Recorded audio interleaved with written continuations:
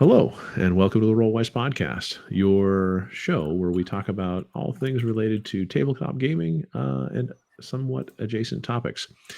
Today, we're actually diving into a little bit of news. It's been going around a little bit, and I actually saw this on N World the other day, but it seems as though ICV2 had reported there was a pretty disappointing year for hobby games. D&D declined 30%. Hobby games itself stayed relatively flat. The US and Canada markets just increasing by a percentage according to them. And that's, of course, as they had mentioned, less than the rate of inflation. And since we are not an economics podcast, we don't really want to get into the necessarily business side of it. We were more interested because ICV2 shows you what the top 10 games of 2023 were in the hobby channel. And so I'm really excited to kind of discuss this list here. You guys ready to see the list, do a little bit of discussing, and get into it? Yeah. All right.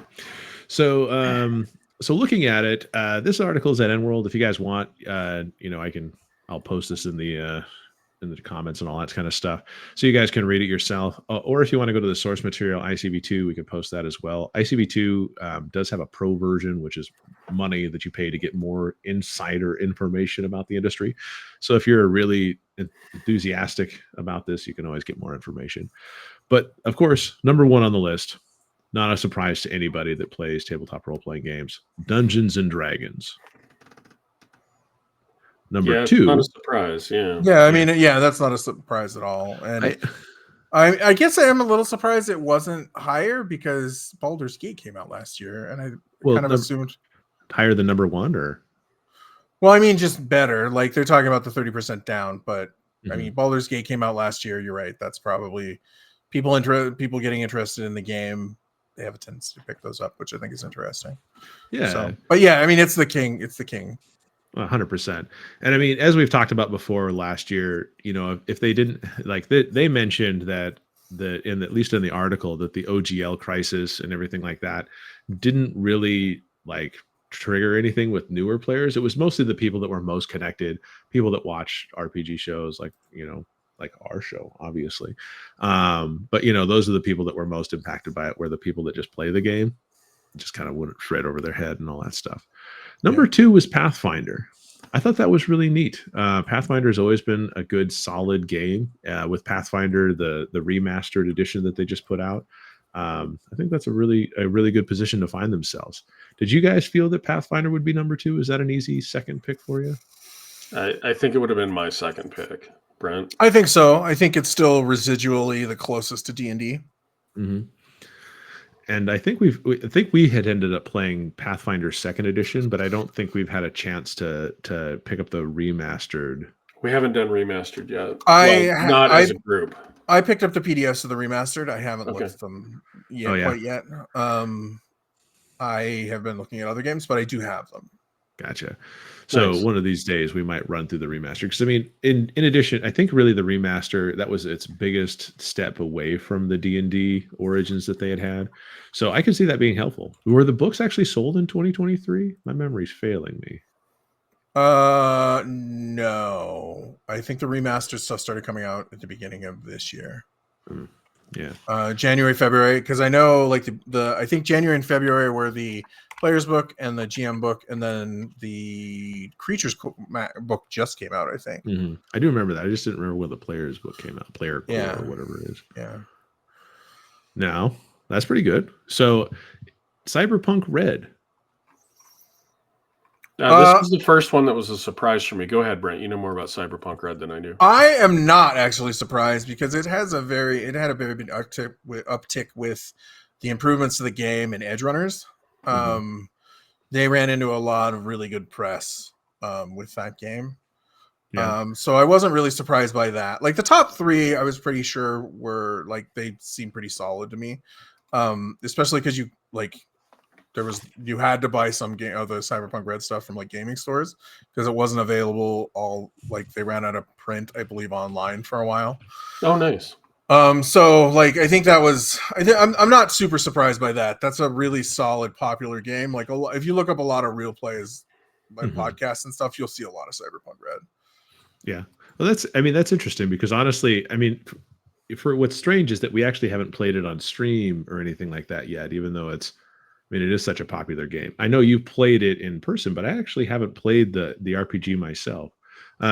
Your experience with the game, you played it with some one of your other tables, right? Brent? Yeah, I've played it multiple times. So I played Cyberpunk Red a couple times. Nice. Yeah, I knew it. I knew it had a decent following, and I knew about the video game and the anime, but I just don't hear a lot about it. Like Mhm. content for it doesn't come across my channels very often. Yeah. So maybe I need to expand the Uh, my personal algorithm a little bit. it has a lot of like celebrity backing too. Like Mike Pondsmith, who Mhm. he wrote Cyberpunk Red. Like he did there's a YouTube real play of him, and it has like Matthew Lillard in it and a bunch of other Oh, um, cool. B-list Mhm. celebrities. So like it hit pretty hard last year, and Cyberpunk Nice. Red and Cyberpunk 2077 becoming the DLC came out last year too, I think in 2023, Oh, which is did the it? other. Yeah. Yeah, I think Phantom Liberty came out too, which is the at the beginning of the year, which is the other thing that probably impacted them a lot. Gotcha. So Man, well, Nice. it makes me want to play it because I think what is it? The Mantis Blades? Is that one of the? oh yeah, the game's super cool. Yes, they I have mean, Mantis blades in the game. I don't think do they have them in Cyberpunk Red? I don't remember. hmm, They were yeah, definitely a video game thing made because optically they look cool. Well, sure. yeah. Now I think this is where it starts to get interesting. From kind of this is a nice reality check because you said 1, 2, and 3 make sense to you, Brent, and I think 1 and 2 make sense to me. Jeff, you agree 1 and 2 made sense to you? One and two made sense to me, and the heart and the interesting part to me with a list like this is that like Dungeons and Dragons is anywhere between, from whatever I hear, 65 and Yeah, 75 or 80% of the market, all on its own. Hmm. Pathfinder, I believe, is another 10 to 15, maybe yeah. 20% of the market. So like at the top end, you might have 85 or 90% of the market just by those two games. And so the relative size of all the rest of these, I'm not trying to knock anything. If my number, this is all me extrapolating stuff, and I could be wrong, Yeah, but the numbers for all these other ones are probably relatively close to each other. Mm-hmm. sure. Probably. But yeah, no, the first two I'm not surprised by. Cyberpunk, I'm not surprised by. Like I'm aware of it, and it's got good press, but I just don't see a lot of people playing it. That was my. I guess I said Yeah. that twice now, so I'll stop repeating myself. No, that's fair. I mean, I don't see a lot of people playing it either, but at the same time, I mean, it's good to see it, and glad it's got that staying power.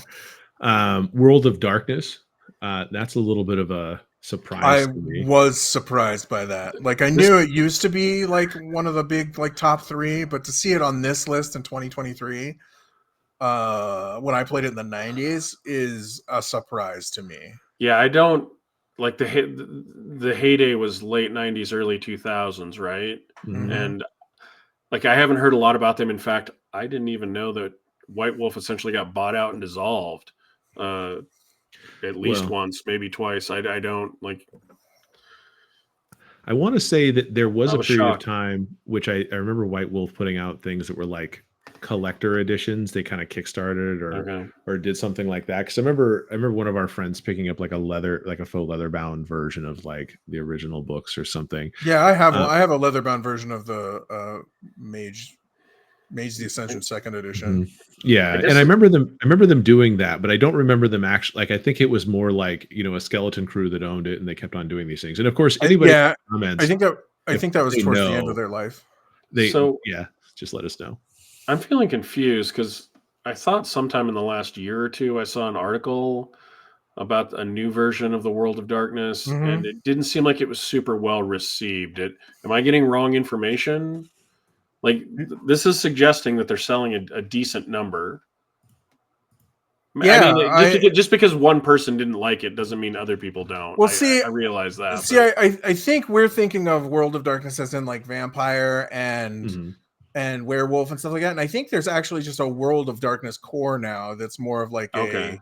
a super like Monster of the Week kind of, I believe. Mhm. Oh, Does okay. that sound correct, Mike? You know what, I wish I could say, but I just haven't even looked at it. It's on my list to look at if that helps. But now Yeah, that there's Renegade Studios has it, what's interesting is I actually went to Renegade Studios back at the end of the year to see if they had any clearance stuff, and I picked up a couple things for my shelf.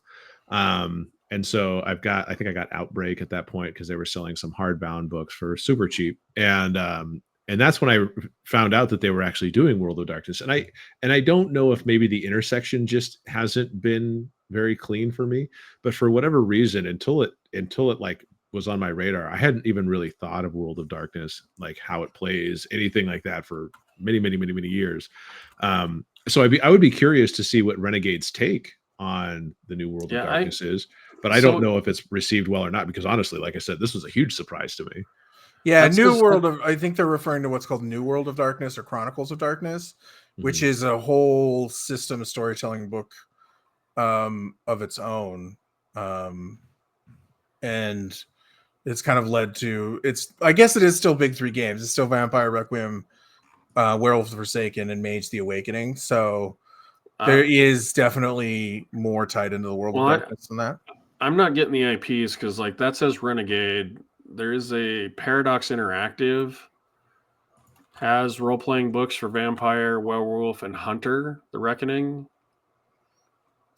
That I look believe the confusion is I think there are three companies: Paradox, Onyx Studios, and Renegade, who have some of the properties that used to be White Wolf.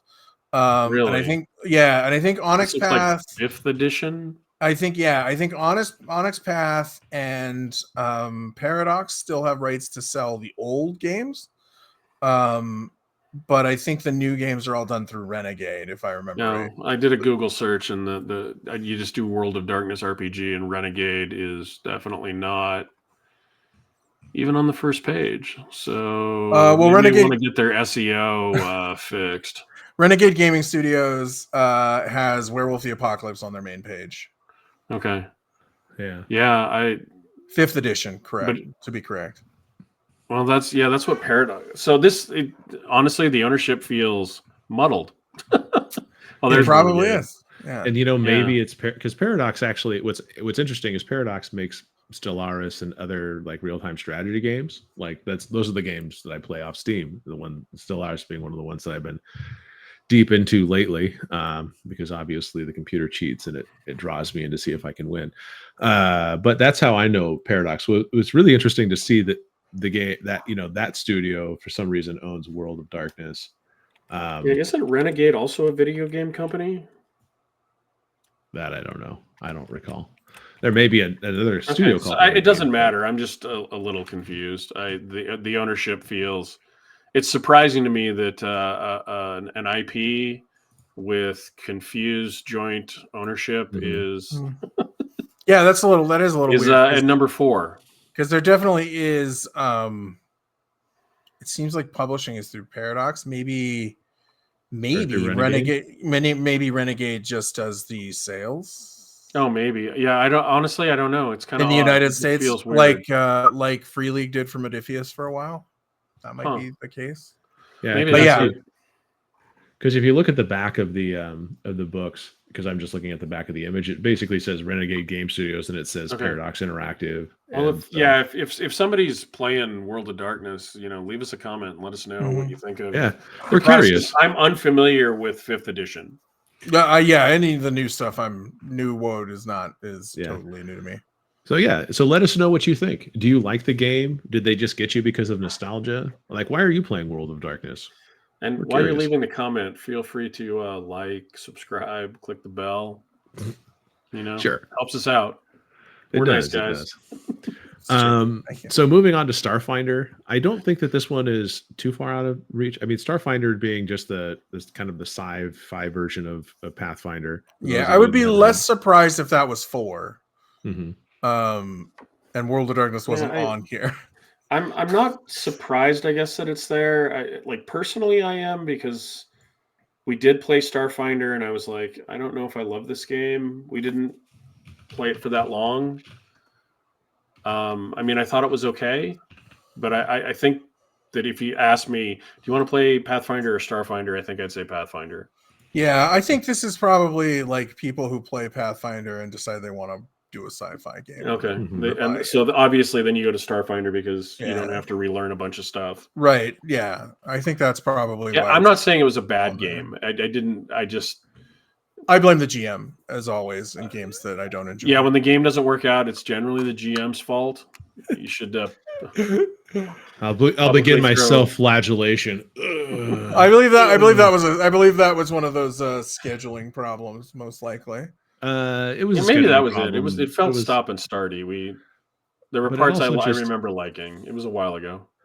Well, I think it was one of those ones where I was enjoying it, and I do think we had a lot of scheduling problems, but I think it's one of those times where like the scheduling problems became a convenient thing to say, well, no, we weren't really Stop. super motivated about the system, I guess. Mhm. But the I funny think- thing is, Go ahead. I was just going to say we might see Starfinder up higher on the 2024 list because they are selling that source book, The Gap, that bridges Pathfinder and Starfinder. Yeah. I knew I'd find a way to work this in here. Wow. The April Fool's joke. I mean, it's a funny joke. It's a hilarious joke because I mean I was just reading it just to remember the page count, but it's a touting 160-page source book called The Gap that would definitively bridge the two settings and link the fantasy flavored Galarian with Absalon Station's far future environs, as quoted from Dicebreaker. I thought that was hilarious that the fact that it's just basically a really fun cover, 160 blank pages, and that's it. So I mean, good on them. That's a hilarious joke. No, it was funny, but you I'm just- you did sit on that for a really long time before uncorking it. I'm happy you figured out a way to work it in. That's I do like it. I like that game. I like the premise of it. Like a legitimate question: are they going to update Starfinder then the way they updated Pathfinder? Are they going to remaster Starfinder, or do we think Starfinder doesn't need remastering? You know, I haven't heard anything on it. Brent, have you heard anything about I haven't heard Starfinder? anything. Okay, I hadn't heard anything either. I don't think it has. I think it's newer, so I think it suffered. I think they did. Honestly, some of the remastered stuff in Pathfinder is probably from Starfinder. Like some of the changes that they made are probably That's fair. Probably carried over from that game since it's newer. Would be my guess. I think one of the things I think my struggle with Starfinder personally is I just think it's hard to play a sci-fi game with that sort of D20 rule set because it's so synonymous with a fantasy setting for me. It becomes kind of a weird, like, why am I not killing goblins sort of thing? Or, oh, these are space goblins kind of feeling to me is like, what happens? I think in our session we did have space goblins. I thought we did. I do want to point out, though, that I think Paizo wins the list because they're the only publisher with two different titles. That is true. 10. That is true. Well, and so as we go down, Warhammer 40K by Cubicle 7 kind of jumped out at number 6 and was also a surprise to us because, we hadn't, what's funny is that for all the games we've been playing lately, we haven't played very few of these games on stream, which, I mean, maybe that's incentive for us to play these. No, I feel incentivized to try Cyberpunk Red or Warhammer or maybe even the Marvel Multiverse. I'm really surprised that because Wrath and Glory had a spike when it came out, but it didn't come out in 2023. It came out a couple of years ago. And people were really excited, and then it really died off. So I'm really kind of surprised it's on here. They did have Cubicle 7 is producing 2 games, though. They do have Wrath and Glory, which I think had a new edition come out last year. And they have that new Imperium something role-playing game, which is different Imperium than Maledictum. Yeah. Which is different than the Wrath and Glory. Wrath and Glory is the one where basically you can play anything in the 40K universe. You're like a group of space marines, tech priests, Eldar, and something else. Like pretty much you can just mix everything together, which is a weird concept to me. And then the Imperium Maledictum is more like the Dark Heresy used to be, which is you have like a patron who sends you on missions, which seems a lot more coherent than Wrath and Glory. Yeah, it looks kind of cool. Like it's a D100 system game. Yeah, Yeah. it's like So I think maybe we just start adding these to the list, because honestly, I'd we'll be definitely. curious. I'm a big fan of 40K, so we'll definitely play that at some point. I What? picked up Imperium Maledictum, so It looks like Cubicle 7 does all of the. It looks like they do Wrath and Glory. It looks like they do Soulbound and also fantasy roleplay. So it's a possible that it's all of those games kind of wrapped up in that generic. Well, it says 40K, so it's definitely not the fantasy game. It's definitely not the fantasy games. Yeah, but the way they compile data at ICV2, my guess is it might be. Oh, maybe. Yeah, well, that would explain something, because I would be curious. Because don't get me wrong, I love the 40K universe, and I think it's a very popular universe. I just don't know how the role playing version of the universe goes. Well, I think it would just say Warhammer then. It feels like it would be super crunchy. Just because like Fantasy Battle or Fantasy Roleplay was another one, or that, which was a much bigger role playing game than the 40K version. So yeah, it may not include the fantasy, but my guess is it includes. Oh, it's definitely Wrath and Glory and Maledictum. And do you know what the Soulbound thing is either? Yeah, Warhammer. Brent knows these things a little bit better than I. I don't know what Soulbound is as far as 40K is concerned. It's Age of Sigmar. Oh, that's a fantasy battle game. That's a fantasy game. Yep. Which I also didn't know. I will say that to some people, like to the Warhammer fans, there's a huge distinction between Warhammer and Warhammer 40K. But to the other people, I don't know if it's as well defined. It's a space. One's a space game and one's a not. You can say that, but other people don't. It's still the whole. Like you could make those distinctions with something like the Marvel universe, right? That those are mutants and these aren't, and this kind of stuff. But to an outsider, they're like, it's still Warhammer, though, right? So what Jeff is saying is he's like, please flame me, all you Warhammer fans. Oh yeah, no, I'm sure the Warhammer fan, like Brent's already flaming me. Like I said, it's just. One has spaceships and one doesn't. Right. Like that's like the distinction. Even I understand that, but I don't. If you're making a list like this and you're, because I think ICV2 like calls people. Just like oh sure. Like I don't think they're getting like secret data from all the distributors. It might be everything. But it might just be the 40K. But if it's the 40K, it's at least the two 40K games combined. Yeah, it's for sure the two 40K games, and it might be fantasy. It might be fantasy. I have no idea, but it would surprise me if anybody bought anything. If we had to pick between the two, though, Imperium Maledictum seems a little cooler. I don't know. And it's newer. It's newer too. Sure. Well, I'd be excited to see how it plays, because honestly, at the end of the day, I think whenever I play a whenever I play a Warhammer 40K game, I'm always like, well, which Space Marine can I play? And then if I can't play a Space Marine, there's a part of me that's kind of kicking the dirt. That would be the worst role playing ever. Like playing a Space Marine role playing game would be the worst role playing game ever. Yeah, like what? You don't make any decisions because it's a war. Orders, you follow them to the. It's a war simulator. There's nothing. It's just run into just shooting things. Like all I can say is that Dawn of War was my favorite real-time strategy game, because you'd go around and I know that they were like the worst, but you'd have like your heavy bolters and everything, and they're just but that's not a role-playing game. Yeah, that's literally you just like one of the things that I'm always surprised they've never done with 40K is make a Dynasty Warriors style Space Marine game, where like your Space Marine just runs into groups of anything. Yeah, and just slaughters. Bodies, hordes of things. Perfect. How have they not done that? I don't know. Like it is perfect because that's in the fluff. That's what Space Marines sometimes you just want to be a super powered guy, and it's like run into this battle with 1,000 people and take them on single-handedly. Yeah. One Space Marine versus 1,000 Imperial regular soldiers. Oh, absolutely. One rogue world versus one rogue, or one devout Space Marine. Amazing. Yeah, very one-sided. Just his chainsword, just hacking down. Like that's what the game would like. That's what it would be. It would be just like combat all the time, because that's all Space Marines do. I'm not saying it wouldn't be a murder hobo type game. But what I'm saying is, it wouldn't even be murder hobo, because you're not looting anything. You're not looting anything. It's all for the good of the Empire. You're literally just murdering things. Like I have the Space Marine game. Like they made a whole Space Marine only game. Oh, really? Yeah, when Fantasy Flight had it, they made a Chaos Marine game, a Space Marine game, a Death Watch game. Oh wow. Rogue Trader, they had a Rogue Trader game, and like the thing about Space Marines is like everybody loves them, me too, more than anything. But like I accept the fact that would be the most boring role playing game ever. It would be you have orders, go murder this planet. Brother, you have been selected. Yes, Yeah. brother.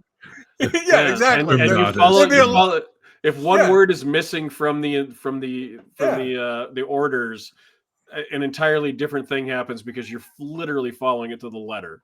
It'd like be playing a handgun or a magical sword in a game. What do you do? I attack. They're just a weapon. I kill things. What do? I go off and kill things. Okay. They're dead. Yeah. Well, you could be there for diplomacy. I mean, they made a whole bunch of Space Marine books, right? You know, I mean, the yeah, Horus and Heresy. they're mostly told from the viewpoint of normal people because Space Marines are amazing, but not necessarily the best characters in the universe. It's true. It's true. So needless to say, Warhammer 40K, I think that's one we should give a try. But Marvel Multiverse role playing, I'd seen a little bit about this. I hadn't really looked into it, but Marvel has a game where you can play as your own heroes that uses the unique D616 mechanics, which Brent had very generously explained to us prior to stream because I had no idea what. Brent read it off of a page. Yeah. Just and it didn't make any more sense after I read it. Really. I did not understand it better after Brent explained it. Yep. And that was not 3d6 and you roll them and you have target numbers. 3d6, there's a target number and your abilities and difficulty modify the target number, I believe is the main thing. Yeah.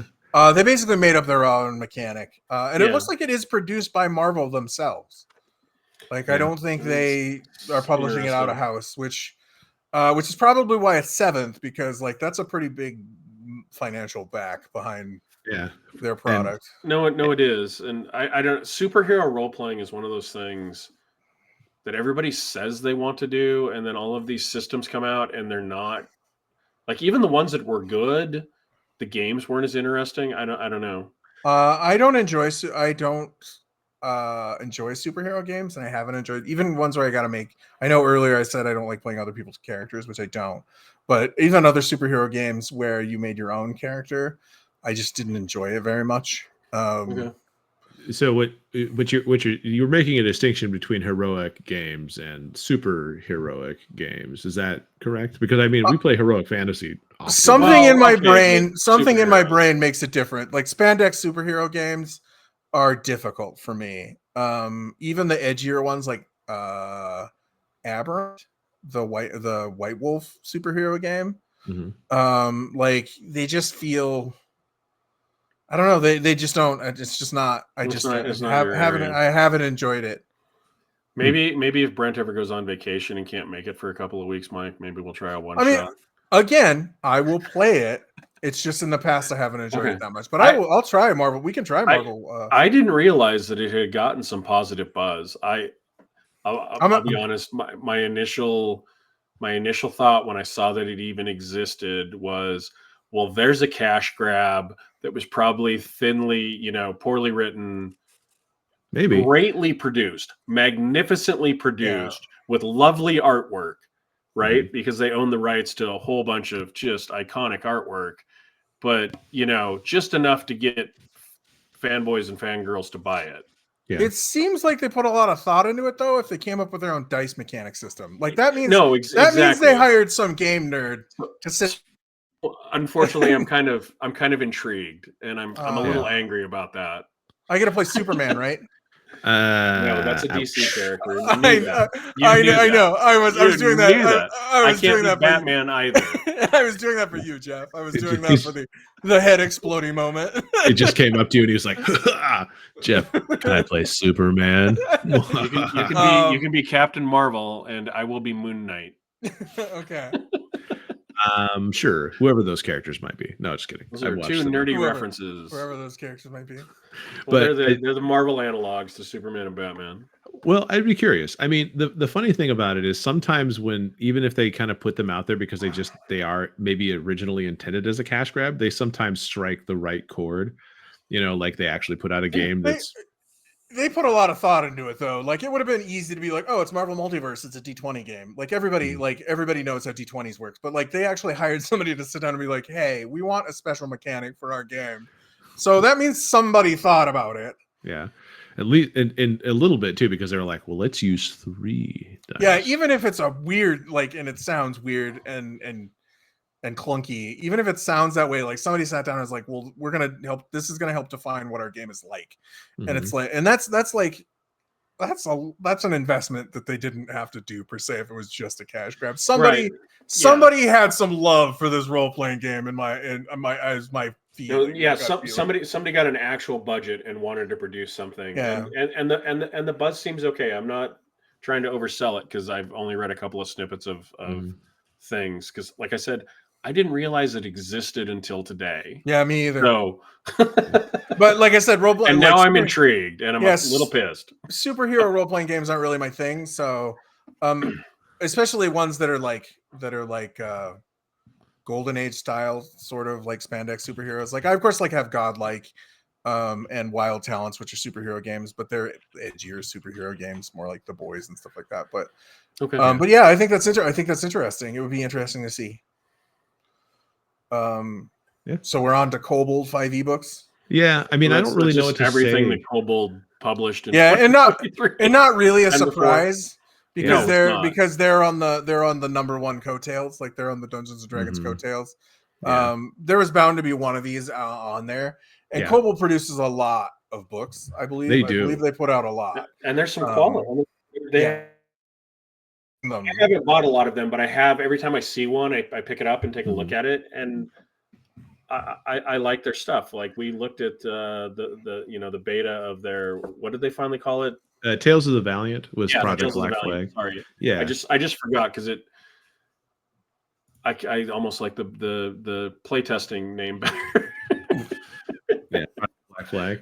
Well, what's interesting to me is that like they put out a ton of source books and their own system or their own setting, I believe it is, for 5th edition. And so when you look at just the quantity of books, they have magic, they have items. I mean, they're really quite the publisher when it comes to these types of things. And from what I experienced, I have only read a few of their books.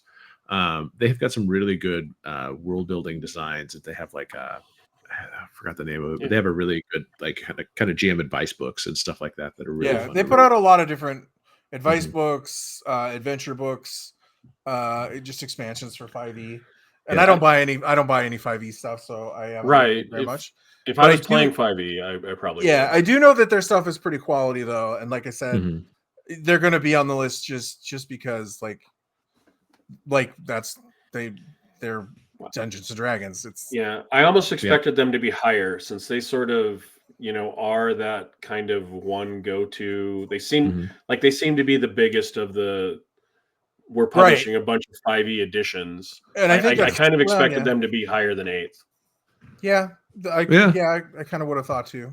But I mean, for me, it's interesting because they think the fact that they are on there as a third-party publisher for another system, that's pretty impressive considering the amount that they put out. Yeah, that's pretty impressive amount of sales. Yeah, and it's not like their PDFs are unapproachably expensive either. They have a lot of PDFs for adventures and stuff like that are very reasonably priced, so you can definitely get it. Now, if you want to get physical products, obviously those are more expensive, but I root for them because I think that they've done a pretty good job carving out their space, and they've got some pretty. I like Kobold. Like I said, I would be supporting them more if I was playlaying 5th edition. I hope. I'm just not at this point. I hope for their sake, Tales of the Valiant gets them a larger share because OGL scandals and all. So yeah. And so just so you guys are aware, I was just checking it out, but I think Tales of the Valiant, so you can get their alpha release, and I believe they were actually going to try to put out the real book somewhere right about now. I thought that was coming out right Right now. No, in April of this year. Right now, it came out right now. Go buy right now. Yeah, go buy right now. For the record, if I ever make a role playing game, that's what it's going to be called. It's going to be called The Real Book. Yeah, so I was just checking that out because I was curious when the Tales of the Valiant was coming out again, and I thought I saw that it was coming out like soon. And then, of course, they have their Dungeon Master's Guide, which you can pre-order and everything like that. Oh, here it is, pre-order. Okay, so we'll be released in May 2024.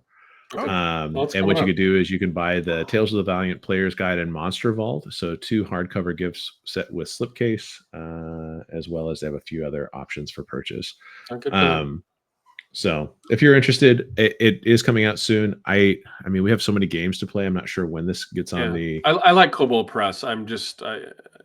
It's the 5th edition tie-ins that, so Tales of, if we want to try Tales of the Valiant, I'm down to do that. I think I hope it does well for them, because like I said, I worry about anybody who makes a living off of producing 5e stuff, because I think it feels like Hasbro's just waiting for the right chance to try to I think monetize that further, or slip cut another change. Yeah, slip another change in and hopefully get less press about it, or damage their reputation so much that they can just do it and nobody will care anymore. One of the two. Take your drink. That's Brent shitting on Hasbro again. All the people that care probably aren't playing 5th edition like us. Exactly. Yeah, exactly. Yeah. And So we don't need them. We'll get new players that don't care. Anyways, so on to Call of Cthulhu.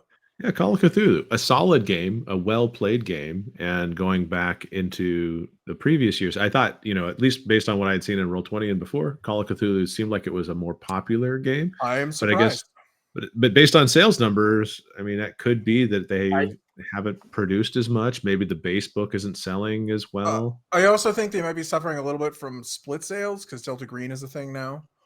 Maybe. And a different company. So. Yeah, but Delta Green isn't on this list either. No, Delta Green isn't as well known as Call of Cthulhu. Call of Cthulhu is the big name.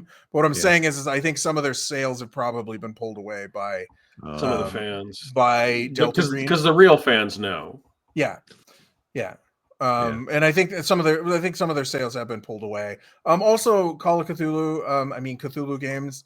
Cthulhu being a property that anybody can do. There's a lot of Cthulhu games out there. That probably hasn't done well for Call of Cthulhu, even though they're the original and like the biggest. So that's probably what has impacted their sales a little bit, but they're still on there. I did think they would be higher though. Like I would have thought they would have been where World of Darkness is, quite frankly. Like I would have thought those two would be switched. 4, 5, 6, somewhere in there. Yeah, seems way more reasonable than 9. Yeah. And then last to round out the list is Pirate Borg by Free League Publishing, which is a Free League. Like that's like, but Pirate Borg is the WTF moment. Yeah, like nothing against Pirate Borg. Like love it, love the idea. That was the Borg. I mean, you know what I mean? That well, it is the game that made it to the. It is weird. It's selling better than I thought it was. I'm glad. When did it come out? Pirate Borg? I think it probably came out last year, because I thought Morkborg. I think that's what's probably propelling it. Morkborg was in the year before, I think. Yeah. But yeah, let's get more Free League love. Like I'm all about that. That's cool. That's super cool. Well, what's interesting to me though is that because first of all, I didn't see any other Free League titles on here, which Dragonbane, Blade Runner, Alien, Walking Dead. Walking Dead was last year, and they released it last year. Basin won awards last year. Basin, right? They have the One Ring, they have Symbaroum or whatever it is. Well, there's a lot of Free League games that were out there, and it's just out of all those games, I was actually not expecting Pirate Borg to be the one that won, because there's Pirate Borg, Cyborg, and Morkborg. Hey, wow. I think it's great. But I am surprised that if it had to be a Free League game, that it wasn't all of the Free League content. Yes, the that it was specific Pirate drawing Borg is out, specifically. yeah. Nothing against Pirate Borg. Like it's not a comment on Pirate Borg. No, it's just a surprising to surprise. me. Yeah. Yeah. Because But that's Funding period. So that- this is weird. So Yeah. the funding period for Pirate Borg was March 1st, 2022 to March 31st, 2022. so the Kickstarter usually takes about a year to deliver, right? So this No. isn't they're not counting their Kickstarter sales at all in that. It's simply sales off the website. Sales. Yeah, sales of the book. It's sales of the book, which is even more impressive, really. Especially when you impressive. consider that I just went to the website. It's 438 kroner per book. So Which is like $50, I think. I can't. You have to give me a conversion rate because I don't. Kroner isn't exactly. it's pretty close to 1-to-1. No, it's not. Yeah, 1-to-1. That is not 1-to-1 because it's not. No, it's not a $400 book. A $400 role playing book. That's why it's so much. 100 people accidentally bought it. Oh, no wonder they're doing so well. Well, yeah. I was wondering if you guys would catch on to that. It's the prime boutique item of the year. I mean, the books, like, I do love Free League's books in terms of art and everything. It's 10.77 to 1. So it's Uh, about 11 there's to a 1. button you can press on the website to change the price. It's $41.80 for the Pirate Borg Core rulebook. You're no fun. I like my 1-to-1 conversion rate a lot better. Oh, Krona is definitely scary the first time you support a Free League Kickstarter. Let me tell you, you're like, what is the math on that? I can't. I think this cost me 1,200 krona, but I'm not sure what that's going to cost me in real money. And I'm scared. I'm too scared to look at the shipping. I'm not sure if people are going to come to my house and want this money with that at that price. Yeah. Yeah. No, but it is interesting because I would have thought of all the games like Pirate Borg wouldn't be the one that I would have picked, but it is the newest one. It is. Is it? I thought Dragonbane was last year. Well, no. What I'm saying is the newest Borg. Borg came out, then Cyborg came out, and then Pirate Borg was the newest Borg. So it's some of that probably. But I purchased Cyborg last year. I haven't purchased Pirate Borg yet, but I have Morkborg and Cyborg.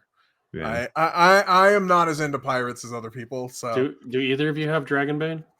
I do. I have all the books. Yeah. Okay.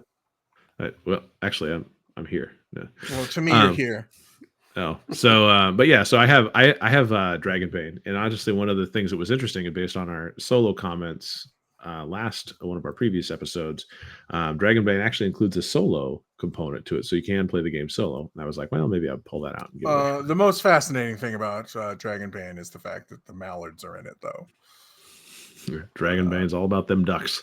Ducks, which attack ducks. I was a little bit, and they're mean. Like I was reading about them, and they're like badass in the lore of the world too. Yeah, that's why there's that image of like that duck like coming down. Yeah, which always makes me think of Darkwing Duck when I see it. That's the first thing that comes to mind.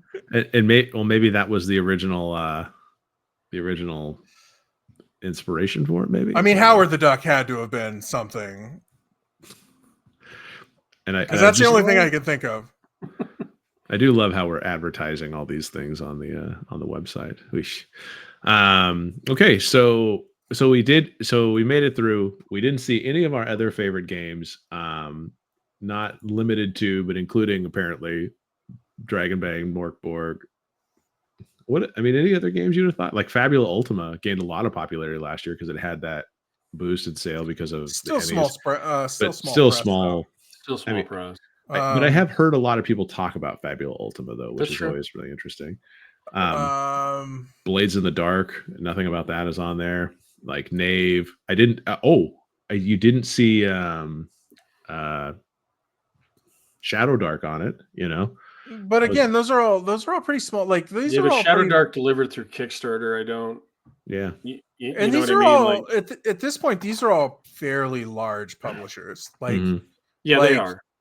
Like Paizo is a big publisher. Well, and like Telstorian, like they had the benefit of having a Netflix series on their about their game and a new game expansion. Well, like I don't publishing for like 30 or 40 years. Yeah, but they would not be on there if it wasn't for Cyberpunk 2077 and Keanu Reeves. Like I'm serious. Like that press that game hit at the right time for them to really boost their product life. Like they timed that new book, Cyberpunk Red, perfectly with the release of the game. Even when the game did crappy, like the game was terrible to play at the beginning, like them releasing it around that time when it was hot was just brilliant. And they've been riding the wave of that since. And it helps that it's a good game. It helps that it's a fun, like, alternate future game now.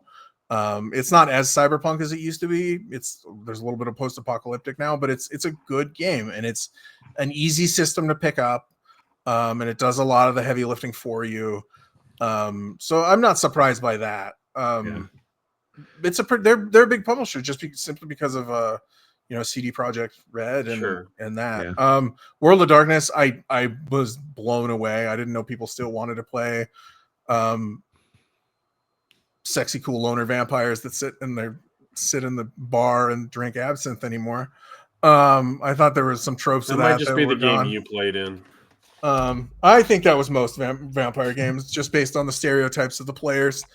It's a very memey game these days. At least the old school one was. So I think what we should probably do is we should try to give some of these a play on stream just to see how they play, if they're good and all that kind of stuff. And what we should also do is probably see how we feel next year this is going to happen. We could make our predictions being maybe a little bit more industry insiders to see how much this list change. I would be curious to see, if this list updates a bunch, not at all. Like, does Pirate Borg stay on there, or does Electric State replace it? I'm just MCDM is probably we'll see if that's on there. Their unnamed project, or their very named project, depending. MCDM, depending on who you talk to. Yeah, we'll see. That MCDM. Oh, I guess Daggerheart could possibly be on there too. I mean, Daggerheart, Candela Obscura. No. Maybe. Not. I mean, I don't want to count it out. Daggerheart has a chance. Yeah. Well, what I want to say about Candela Obscura is, like, if they put out a second edition and they really tighten the game rules out, there's a no. Never mind. They need ducks. That's what they need in Candela Obscura. Ducks would make a difference. Ducks and I don't know. If I could be a duck detective in Candela Obscura, they might sell me on it. I broke Mike. I'm sensing that. I felt I just hear the bottle. What do we have here? I used to love Howard the Duck, the comic book, and even the movie. So, like, I'm definitely, if we play Dragonbane, you're in for it. It's fine. I'm fine. Everything's fine. It's like when you play a halfling in Dark Sun. I'm fine. Everything's fine. I don't. Hey, every time I've played a halfling in a game with you, you've killed me. I will point that out. Is that true? Just because I was playing the one that I remember all the time was the halfling berserker. I was like, I'm pretty sure if I berserk, I'm gonna die, and everyone was like, "No, you should just do it." And what happened?